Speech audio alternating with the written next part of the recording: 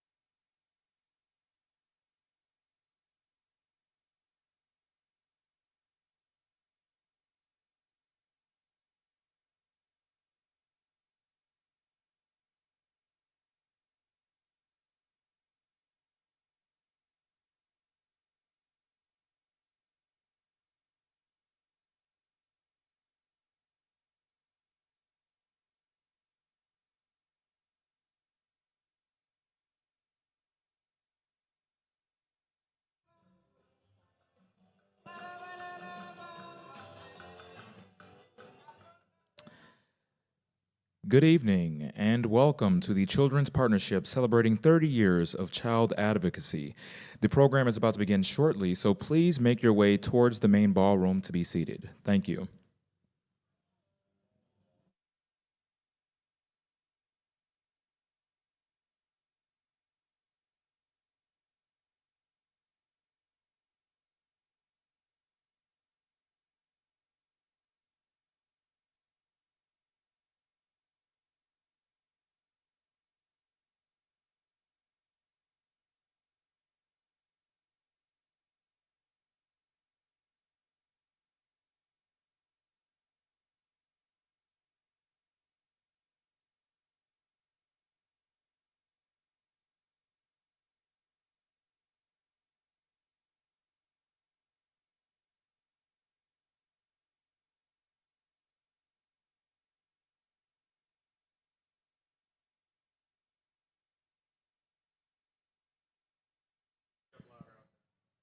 Good evening, and welcome to the Children's Partnership celebrating 30 years of child advocacy.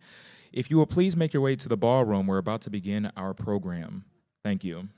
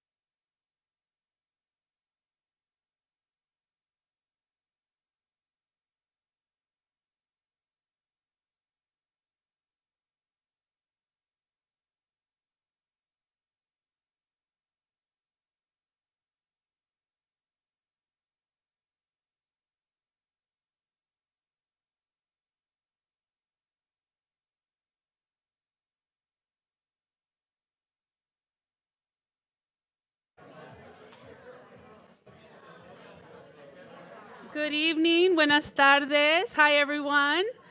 Hi, I'm so happy to see all you here. Thank you for joining us tonight. It's my honor to welcome you all and really kick off this event, which is the Children's Partnership 30th Anniversary event.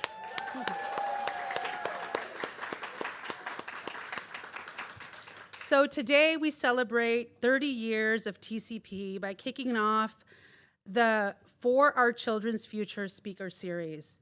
Thank you for joining us for this important conversation and for your partnership and support over these past 30 years. My name is Berenice Constant. Feel free to call me Vere, and I'm the chair of the Children's Partnership Board of Directors.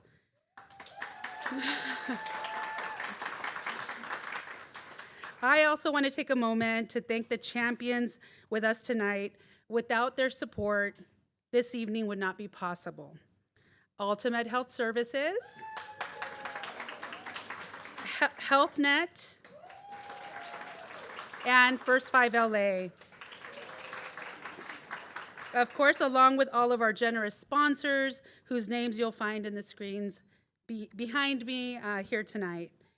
I'd also like to thank my fellow board members at the Children's Partnership, the staff, and of course, our founders, Lori Leiper and Wendy Lazarus, without whom we wouldn't be here today. And we don't have any several honored guests, except for all of you tonight, this evening. Lastly, I'd like to acknowledge our featured guest. Edgar Villanueva is an award-winning author, activist, and expert on issues of race, wealth, and philanthropy. And we are so pleased to have you with us here tonight. Thank you all for joining us this evening and for your commitment to children's well-being here in California and beyond. A celebration of 30 years is no small feat, and it is an honor to chair the board of directors of an organization that represents both innovation and collaboration in the children's advocacy field, most importantly, an organization that has shown its tremendous impact. The Children's Partnership was founded in 1993 as a different kind of children's organization, an organization that sought out to set a children's agenda on emerging issues. TCP provided the first comprehensive look at how computers and the internet were changing the way children learn, grow, socialize, and find opportunity. Amazing. Now it's just, automatic in everything that we do. Since that time, TCP has continued its leadership, centering children in the work to advance telehealth, years before the global pandemic required this of all of us. Placing a children's lens on issues of immigration and remaining in the historic fight for health for all, which we were able to accomplish finally this year. Amazing, amazing. Uplifting the need for intersectional advocacy to make progress for families, and consistently collaborating with partners to drive a shared agenda forward for children, especially those most marginalized. For me, I'll just take a point of privilege to say it's so important to see the diversity that I see tonight in the room. I come from these same communities. It is really an honor to be the chair of this board. I think without the lived experience, it's really hard to be able to authentically represent a community and really fight for the issues that are the most important, but are informed from just lived experience, trauma, disenfranchisement, all the things. And so I'm really excited that as an organization, we are also centering diversity at TCP as a core priority, only second to our children advocacy. Today, such foresight and innovation define our approach and remain drivers in determining TCP's priorities for where to make the most impact for children who have been historically underserved by our institutions and systems, specifically children of color in our state. And there is so much work to be done, so much more work, a reason we are together this evening. Now I am excited to turn it over to TCP's president, our resident Poderosa, who leads us in our fight for our children's health equity, Mayra Alvarez.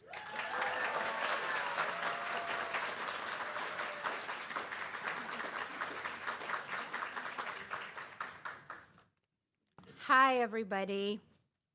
Good evening. I am so excited to be here. Let me start by saying thank you, Bere. We're so thankful for your guidance and support and your inspiration. Just these past couple years, but honestly, the last 10 years that I've known you as part of my life, I'm a better person for it, so thank you. I am so thrilled to be here this evening with all of you. Good evening, buenas tardes. Thank you for being here with us. Before I start on my remarks, people hear me say this, but I have to say this because I'm seeing people tonight that I haven't seen for years. And I'm seeing people who inspire me, who I have worked alongside, who I have cried with, and I'm so grateful. My mom and my family, we always say, dime con quién andas y te digo quién eres. Tell me who you're with and I'll tell you who you are. And we are so proud to be with you. So thank you. Okay, so yes. As Bere mentioned, tonight's a very special night for the Children's Partnership, and we're so pleased that our friends, both new and old, are here with us. I want to, again, especially thank our sponsors for this evening. We are not event planners. We are grateful for our Zinger team who is part with us, and also for the sponsors that made this event possible. We are so grateful to you. But not only the partnership or the sponsorship of our speaker series and this event, but for your partnership in our children's advocacy writ large. So thank you. I also want to acknowledge and appreciate the incredible members of the Children's Partnership team.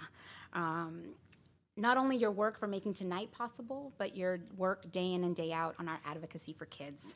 So I want to say thanks to Angie, thanks to Ale, thanks to Angela, who's not here with us, but she's here in spirit, Ebony, Eva, Gabi, Gabriela, Jamila, Hasmin, Jen, Kristen, Lara, Lisa, Maddie, Monique, and Raven.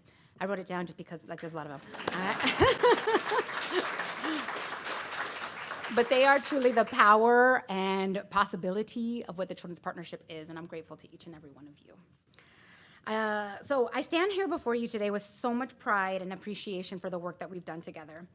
As Bere mentioned, over these 30 years, we have been so proud to be a part of the work of Health for All, recognizing that when members of a family are covered, our children are more likely to be covered.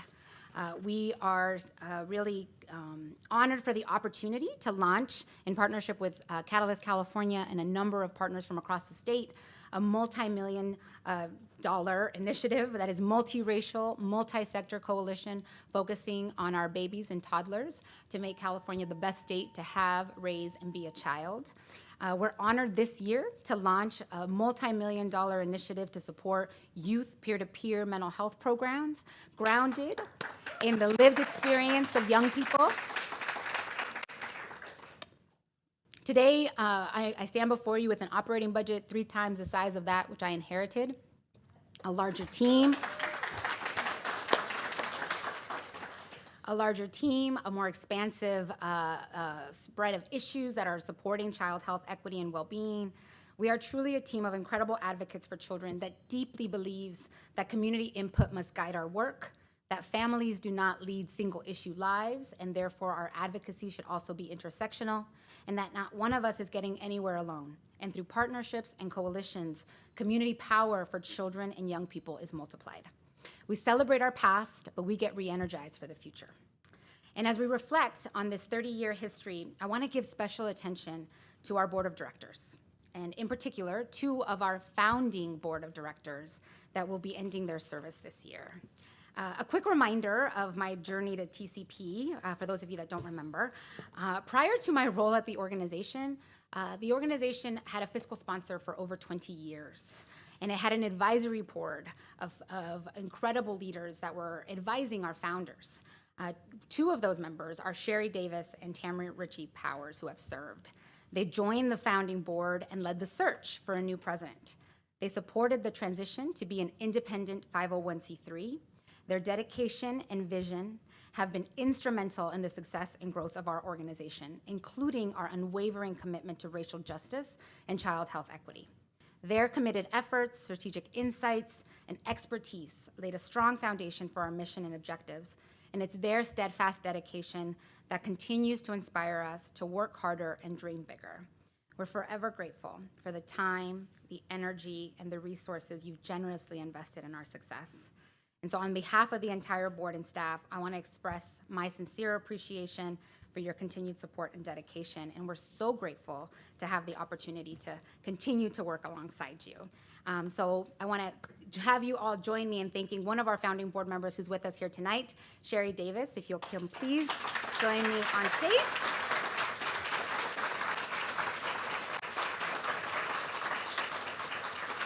So, Sherry, we're thrilled to give you some flowers, but also we want to share with you this gift.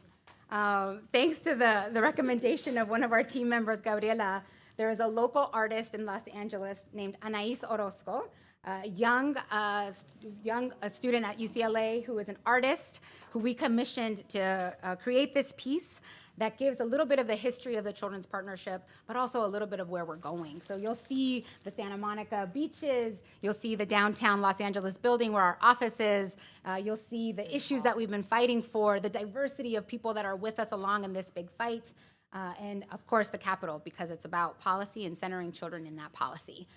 So this is for you, Sherry, and just our deepest appreciation. Thank you so much. This is amazing.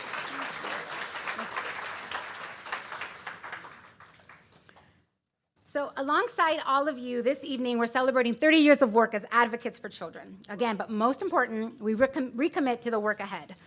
Work that will be especially challenging as we consider the political divisions in which children are raised today. The history of our organization is grounded in identifying emerging issues that impact children. We pride ourselves on collaborating with others to drive that shared agenda forward, especially for our children that are most marginalized. Advocacy that does three things. One, that it acknowledges the role of racism in the past. Two, is unapologetic about the need to uplift community wisdom. And three, is rooted in the power of partnership. All of those are what define our work to advance child health equity. When we considered how to celebrate 30 years, we really wanted to invite our community into a conversation about the work ahead. As you see around us, as you have hopefully heard from multiple fact sheets in our conversations, we deeply believe that a child is a child.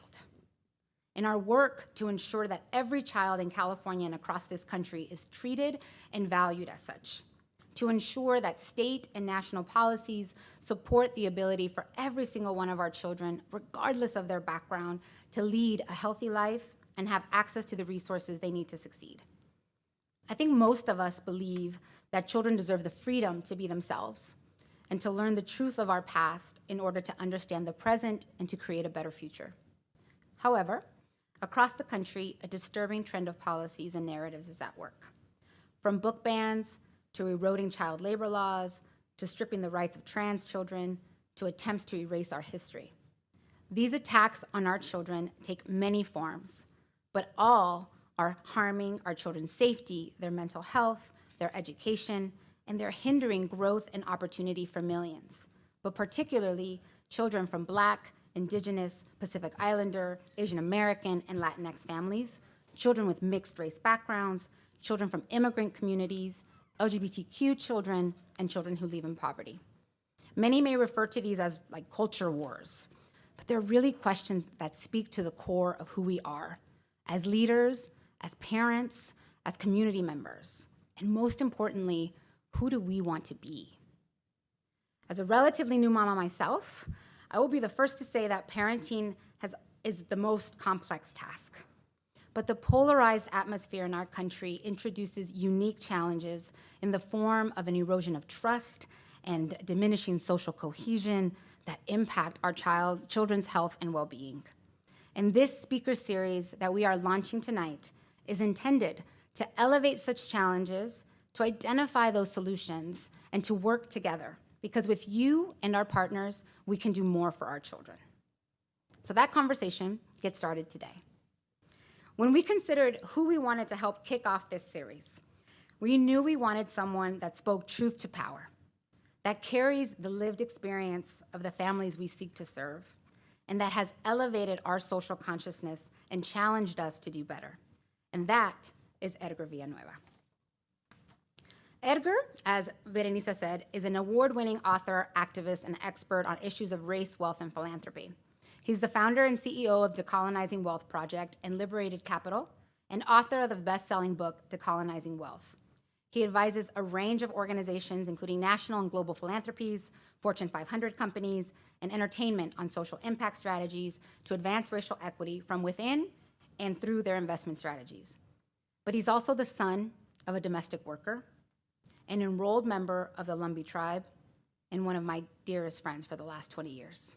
And so I will take full advantage of that trust in our conversation tonight. Edgar, I want to invite you to the stage to get our conversation started.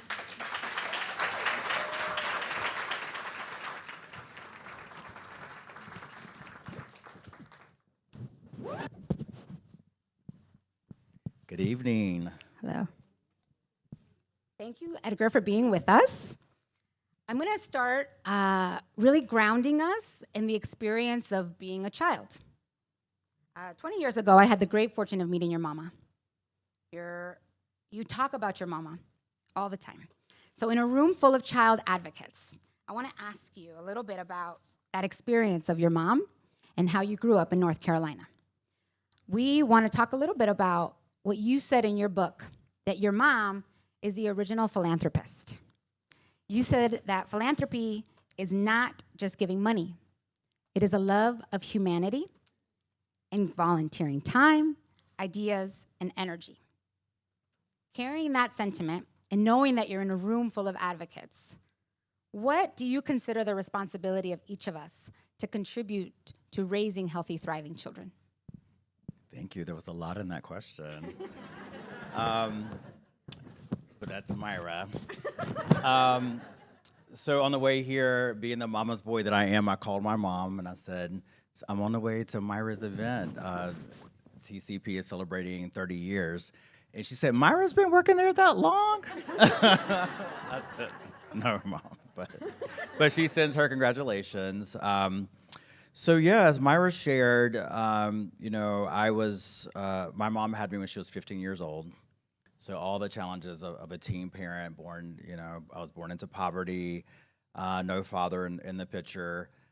I was raised, my mom worked 3 jobs, so I was a latchkey kid.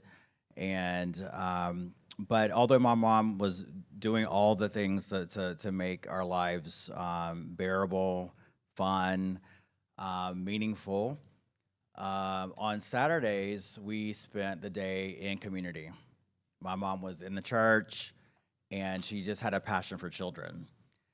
And we went on what was called at that time a bus ministry. My mom, we would go into the neighborhood, we would hug the kids, love on them, and my mom would say, do y'all want to come to Sunday school? And then on Sunday, we would run a bus into the neighborhoods and pick the kids up. And so this was a big part of my childhood. Every weekend, this is what we did. We went into the neighborhoods on Saturday, gave kids candy, loved on them. And I saw a lot of unloved children. I saw a lot of parents who did love their kids and take care of them, but I saw a lot of kids who didn't have love. And they would just so look forward to seeing us come every weekend, and my mom love on them, us hug them. And at one point in time, we were running just a fleet of buses to pick up kids, like hundreds of kids were being bussed in on Sundays. So that's just kind of how I grew up. And I didn't even realize how poor we were, and that we didn't have all the things because we were just always out helping people who were less fortunate than us. And it's pretty amazing. When you're a kid, you don't really know who your parents are, kind of. When you grow up, you just see, like, these different sides. To this day, when I go back to North Carolina to visit, my mom will be, like, at the Walmart where we have to go all the time, because it's, like, the big thing to do there. And, but all these, like, adults will run up to my mom and be like, Sheila, I don't know if you remember me, but I was one of those kids that you picked up. And I used to just so love seeing you and look forward to meeting, you picking us up, and thank you for bringing us to church. And so I grew up under that type of commitment to children and to community. And, my mom was a great mother. I had to grow up pretty fast and take on responsibilities at a pretty young age that were probably not things that I should have been doing. But yeah, I'm so grateful for that. And I do think of my mom as the first philanthropist. When I got into the sector of philanthropy as an institution where I've been for the last 20 years, and, we esteem these wealthy folks and these, big name philanthropists. And What I learned early on is that the real philanthropists are in community. It's a different type of philanthropist who does give of time, treasure, talent. And so I refer to my mom always as the first philanthropist that I ever met. And so fast forward to modern day, I don't have children. I am a godparent. I am an uncle. I am Tio to many kids. And I feel this collective responsibility to support all the kids in my life, in my community. Being indigenous, we believe in this idea of 7 generations, and that is the decisions we make about young people today, what we do for them, what we don't do for them, is going to impact us all of us for 7 generations. And so it really serves us best to prioritize children and to invest in them and give them what they need. Not to sound like passe, but they really are the future. And, so I do what I can for kids. I feel this collective responsibility to be a part of lives and to advocate for children. And I know when I get old, I need them to take care of me, okay? So they better remember and come back and remember Tio Edgar, okay? Well, I think we're done. No, I'm just kidding. Absolutely, Edgar. I really appreciated what you said, particularly around the decisions that we make today is going to impact 7 generations, right? I think for so many of us in this country, we are far more short-sighted in our planning. Like, what is the return on this investment in the next year? What is the return on the investment in this budget cycle? Particularly policymakers that have to balance budgets and make these decisions in this legislative cycle, that pressure is really on.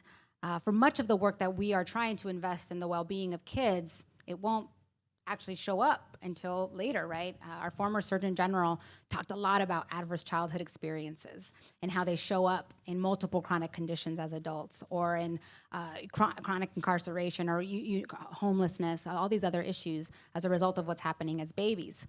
So knowing and believing in this collective responsibility for kids, knowing the divisiveness that's in our communities today, how do we change minds? How does that process look like? You talk in your book a lot about including everyone in the process. Yeah. Can you talk a little bit about what that would be for building this collective responsibility?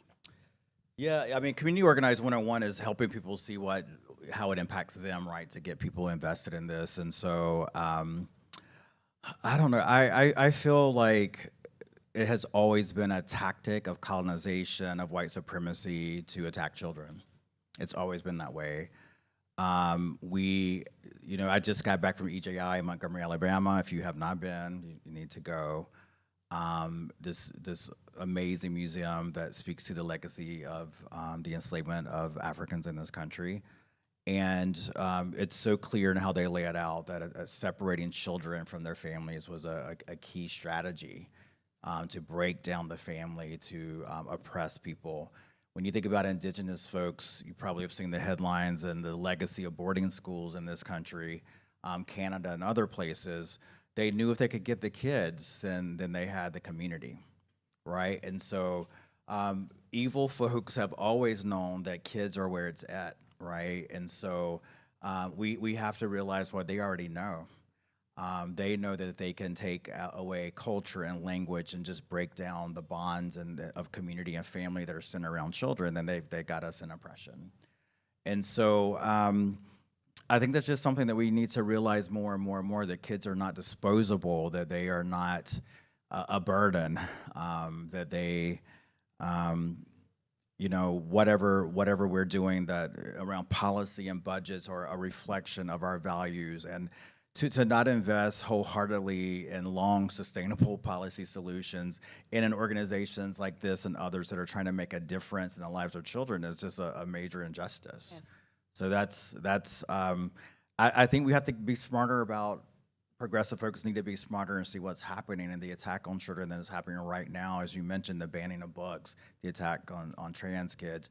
It's all intentional, and it's the same playbook that has been at play for hundreds of years in this country. And so we have to come together and circle around our children and protect them. Absolutely. You really, when you're talking about family separation and the examples of family separation, whether it was enslaved Africans being ripped away from their children, boarding schools and ripping away from their children, Japanese internment camps, the border and separating families, And most recently, I think with a pandemic that disproportionately killed Black and brown parents as a result of the jobs that they were holding, another way of separating families, not to mention police violence and mass incarceration, what's happening. Those are real issues impacting child well-being today, and oftentimes get looked to as these very controversial issues that we may not want to touch. But when we think about the solutions that worked best over the pandemic, to educate families, to reach families with information about vaccinations, to help them feel comfortable, it wasn't necessarily government that led the way. It was community itself, right? It was community talking to one another. It was setting up shop in the church. It was picking a parking lot that was near that Walmart everybody knows and opening the doors to everyone because not everyone had a car. They needed to walk up to get their vaccination. Can you talk a little bit about, in your book, Decolonizing Wealth, the need to center community wisdom and what that could look like either in policy making or in prioritizing initiatives in order to do right by children and families? Yeah. I mean, I think that we have to truly move through our lives, truly believing that people most impacted by issues have the best solutions. And it's easy to kind of say that. I've been in positions where, you know, I've run programs, whatever. I'm like, oh, I need the community input. And it's hard, right? It's hard sometimes to do that. I just bring my mother into a lot of things. And like, I've been in so many policy conversations or program planning conversations where people are designing things to take to community, and it's like, I'm like, my mom wouldn't be able to do that. My mom doesn't have time to go to like 20 workshops, you know, like she's working and what. So it's just like we got to be in touch, and we need to ask and engage and truly believe that folks who are impacted. The challenge is inherently in this country, and even us well-to-do nonprofit government leaders, we don't really believe that people living in poverty have the capacity. We don't really trust them. We don't believe they really have the capacity to do the work, right? There's so much bias that we hold. During the pandemic that you mentioned, my organization launched a direct cash giving program, and it was such a really interesting, it was an interesting experiment.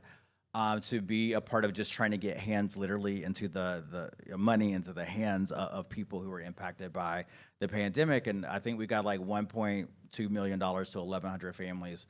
I had so many questions about that, the distrust of these families. What are they gonna do with the money? Where are you giving them $500? How do we know they're gonna use it? You know, part of me wanted to be like, if they wanna go buy a six-pack, God, like, aren't you drinking your way through the pandemic? I mean, to respect the self-determination of people to use resources in a way that they want to use it, right? And what we found, because we did a little research behind this, is 100% of the families, 100% use the money to pay their bills, to buy medicine, right? This narrative that poor people don't take care of their kids and don't care, you know, I remember having a teacher saying something to me when I was a kid, that my mom did not care about me, that she wasn't taking good care of me because she was having to work all these jobs and not be able to come to every PTA meeting, right? And let me tell you, my mom took off work and was at that school the next day to let her, okay, to correct that situation, right? But that is the problem. We have this, we internalize, you know, even the best of us, we have to unlearn that constantly. It is a narrative that is shaped by colonization and all that, and white supremacy, to believe that people aren't worthy, right? We don't have reparations in America because people believe that black people don't deserve it, bottom line, right?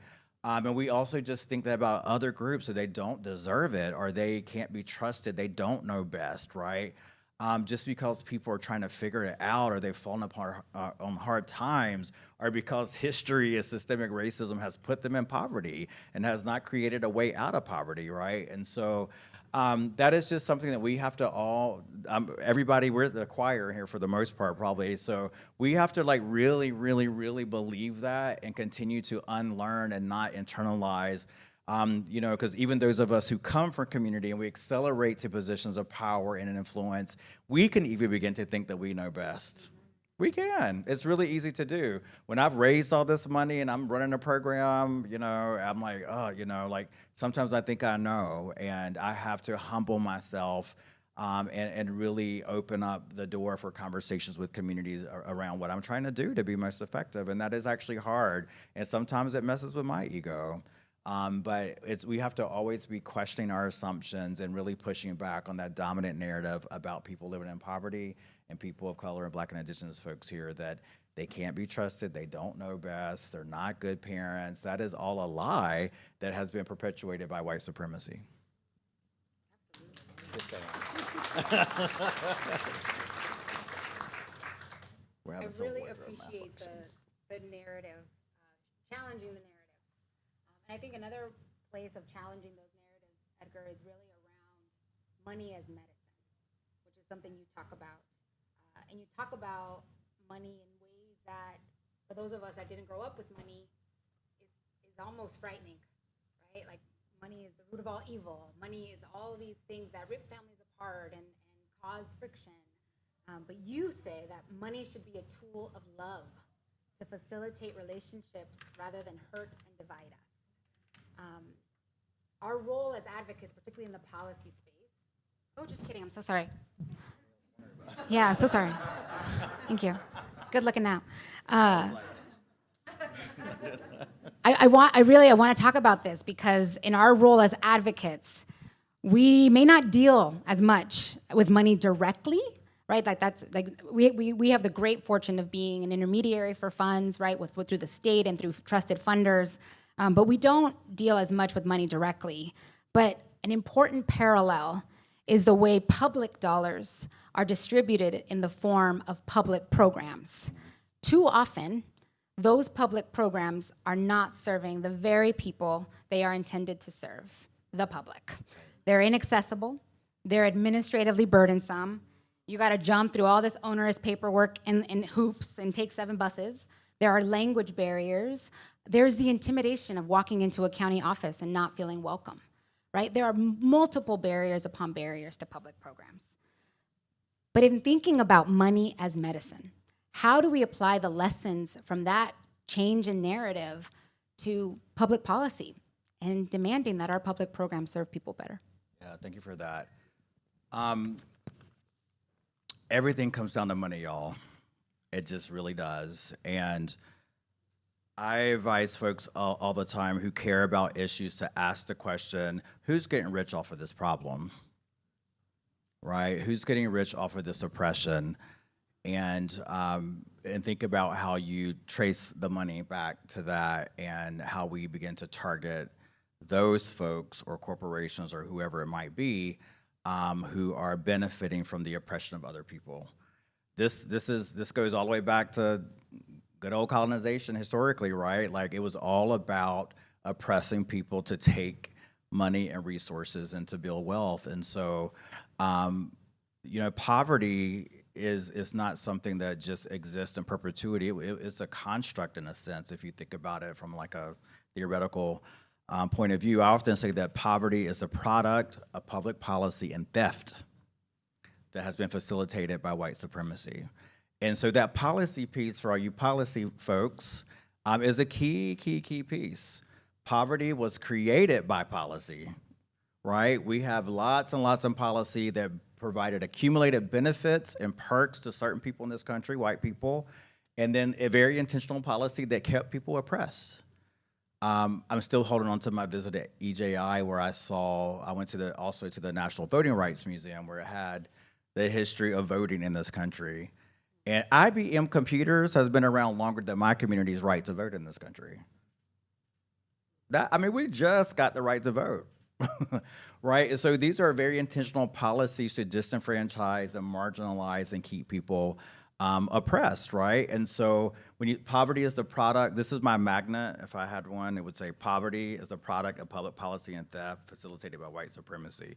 So what we have to do is address that policy piece. We have to address the theft piece, which I can go off about because just giving, moving money in a way that is equitable is not enough. We will never close the race wealth gap when it will take 200 years for the average black family to have the same amount of wealth as the average white family.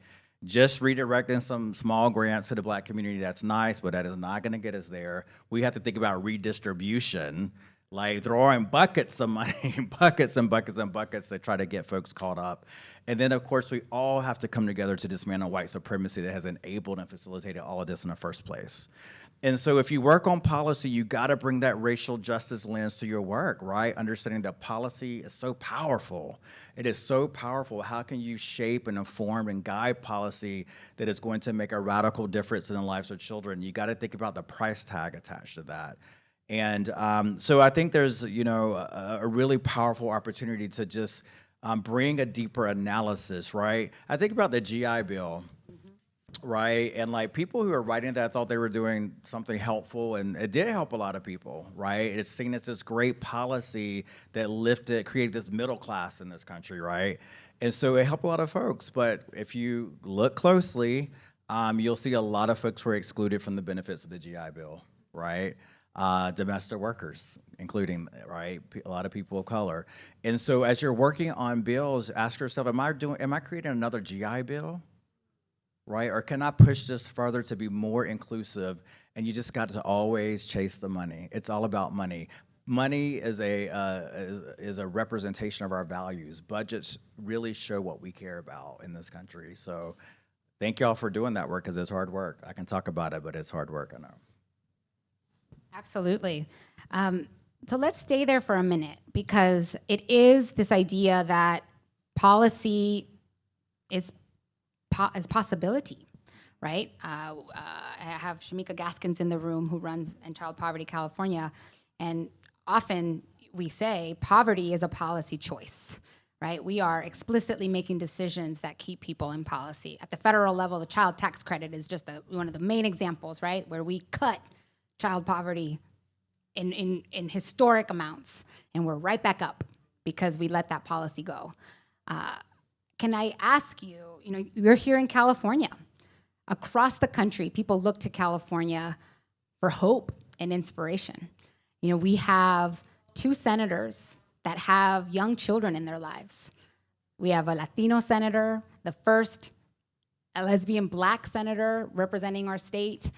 We have a governor who has 4 children. We have multiple policymakers, right, that have families and that are bringing that perspective to the policymaking process. What else can be done in order to really move the needle in thinking through this policymaking process and holding our leaders accountable? Talk to us a little bit about the possibility that California holds. I mean, California's special. Y'all know that. It's really special. I know it's all things are relative, and living here, there are unique struggles. But thank you for the work that you all do to inspire all of us who are not. I live in New York, and so we hold out a lot of hope for what can happen in California as a model, potentially that can be replicated to other states. In my work around reparations, California was the first state to have a reparations task force, and the scale that it had, and lots of states are looking at that.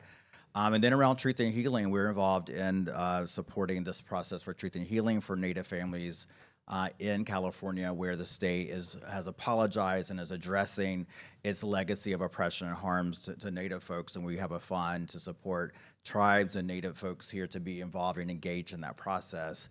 And we got involved in that with the hope that that could be replicated and even expanded to a national truth and reconciliation process that we desperately need to have in this country for what has happened to Native people here.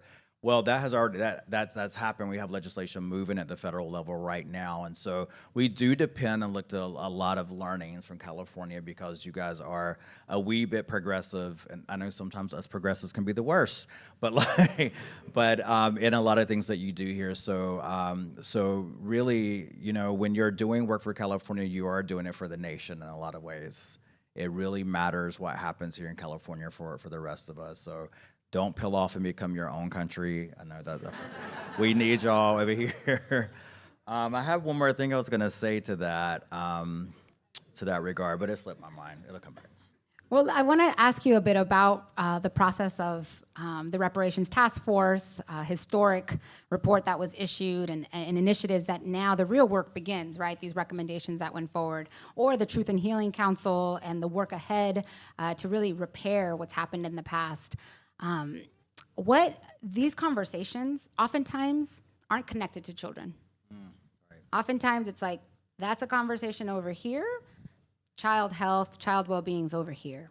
It's a lot safer to talk about kids and children are our future than to really get to the tough questions of what do reparations mean for Black children in California today? What does that process look like? And this conversation around changing the narrative is so important. Oftentimes, conversations with philanthropy or in the media, when you think about changing the narrative, you often think about big media campaigns and large organizations that really invest in these huge messaging efforts, when really all of us have the opportunity to change that narrative. So can you talk a little bit about why centering a child in those spaces is so important to the work that we have to do? Yes. I kind of remember part of what I was going to say, too. So I will say this. The thing that gives me hope in this very, very, very desolate moment that we find ourselves in is I am witnessing that we're in an era of truth and healing and repair, right? So there is a global movement for reparations happening. And if that word makes you feel a little whatever, think about why. And it just means repair. Something is broken and we want to repair it. It's a really beautiful word. And so I see this movement for reparations happening that gives me a lot of hope. And it's not for me. I will not speak for Black activists for reparations. We support them through a fund.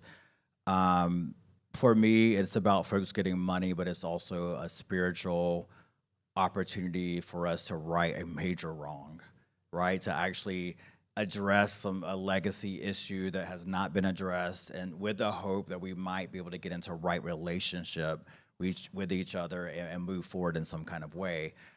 We're also seeing just reparative efforts happen in corporate places.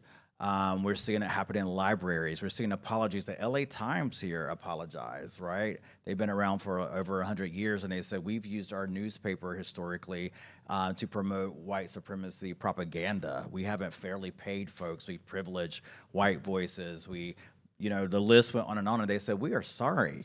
We take responsibility for that, and from here on out, we're gonna do things differently. We're seeing more than 90 universities across the country engage in process of truth and reconciliation. So the fact that we're telling the truth and we're trying to get to a better place, I think, is a great starting point. Now, this is exactly why they're beginning to ban books, right? Because they know we're onto something by trying to tell the truth. And it's like, why don't you just want to tell the truth so we can move forward in this relationship, right? So that's something that gives me hope, but we do need to center children in this, right? Why are we trying to get to the truth? Why are we trying to have racial healing? It is so that our kids don't have to grow up with all the mess that we had to experience, right? It is so that they have a better place. I'm really excited to see some young people on the forefront of these movements. At some point, we have to pass the baton, and we need to have young people leading, because they've always led change. When I was in back to EJI, they're not paying me for this commercial, Brian Stevenson. No, just kidding. But in Selma, I met a man who was 72 years old, who was a young person. So the freedom fighters, they couldn't organize the adults because they had to work, and they were working for white people. They couldn't get out there and march; they would be fired. And so they started organizing the young people in schools. And this 72-year-old man was one of the young people who got trained in nonviolent, movement building, advocacy work. And I was just telling us this story, how they would go to school and mark that they were present, so they got their credit, and then they would leave and they would go to this training. And then it was young people who led the March to Selma. Right, we love all these heroes and big names, but it was actually young people who led that. It always has been. It's young people that are leading the climate, justice movement in this country. It's young people leading the movement for racial. It always has been. We must make space. I wish there was some young people here tonight. I'm the youngest one here. No, just kidding. Right, but we have to make space. We have to make space for their leadership and really trust their leadership, right? And that is hard. I got a lot of young people who work with me, and sometimes it's hard. I mean, where they shot for audacity, I don't know. But But yeah, it is. We need to think about the intersectional impact of all these movements and center young people. I forgot the second part of your question. Oh, it's all good. I love that. There are some young people in the room. Shout out to Las Fotos, who are photographers this evening, our two young people. Awesome. Yes, Catherine and Astrid. So huge thanks. Appreciate you. Okay, so last question, 'cause before we wrap up and can get to mingle with our community here. In your book and in your presentations, you outline 7 steps to healing. For those of you that haven't read the book, I'm going to recap those steps. Grieve, apologize, listen, relate, represent, invest, and repair. So much of what we know to be true about child health inequities has their roots in systemic racism and historical discrimination that has hindered opportunity for far too many, particularly Black and brown children.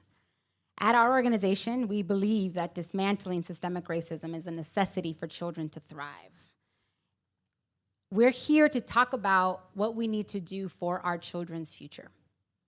Knowing that those are the 7 steps to healing and that we are all committed to healing for our children's future, what message do you want us to walk away with tonight? Yeah, I mean, kind of connected back to the era of healing that I was describing. I think that all of us, if you're a part of an institution, most of us are, should ask the questions around our own organization. Where have we failed community? Where have we, we're not necessarily bad people who intended to hurt community, but if you've been around for a while, you probably have. And so what wrongs do we need to make right in order to be in the best relationship for folks, right? A lot of organizations are going through these processes, as I mentioned, faith communities, to just say, you know what, we take ownership, right? Community already knows. They're just waiting for you to, tell them. I think if you even just think about a friendship, if you get in a disagreement, we've never had a disagreement in our friendship. Except that time I wrecked her car, we won't talk about that. But she was very nice about it. But if you're in a real trauma, nah. If you're in a friendship or any kind of relationship, we make mistakes, and it's about making it right. And so you as a leader have an opportunity to be a part of this healing movement, to be like, where has my organization failed young people, youth of color particularly? Where can we do better? How can we bring more diversity? I appreciate what you said, acknowledging the diversity in this room, right? People with lived experience. And so just, DEI, it often is about looking forward to be like, in the future for the next 10 years, well, what do we need to correct from the past? And there's such a liberation in this work of healing to address where we haven't been perfect, because nobody is, right? And to be able to say, you know what, we're sorry. We take ownership. That all these things have happened at this organization, and we want to move forward and do right by community in a different way. So that's one invitation, and of course, bring into that, how can we do right by the most marginalized of young people, and that's the kids of color and the poor kids, all the long list of kids that you name. So that's the invitation. That's where I feel most excited about work. It's something that I never thought I would witness. I'm working with these large philanthropic institutions who have major PR machines, right? Who are actually saying, you know what, let's talk about where this money came from. Let's own up to that. On whose back and on whose land was this money made? Who has not been funded historically, right? When less than 10%, only 8% of grants have gone to people of color-led organizations, that's the injustice. And then we sit back and say, they don't have the capacity. Right, so it's owning our stuff and being aware of that so that we can change it. We can actually get into a different way of doing things because we know the truth, and the truth will set you free. Amen.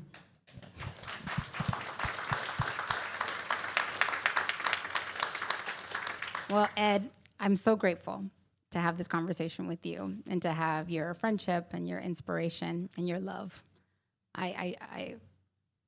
I carry you with me every day. So thank you for being here. Thank you, everyone, for being with us this evening. Again, a huge thanks to trekking all over Los Angeles. I don't live here anymore, but y'all, I appreciate you with this traffic. To our event sponsors and our partners. I also want to thank again the TCP staff, and in particular, she is not here tonight because she is sick, but Laura Murray, I just need to give her a big round of applause. She was my partner in crime in all things. So again, we still have a little time to enjoy the bar and some snacks and your incredible company, so please stick around. And again, thank you for being with us and looking forward to continuing this conversation with you.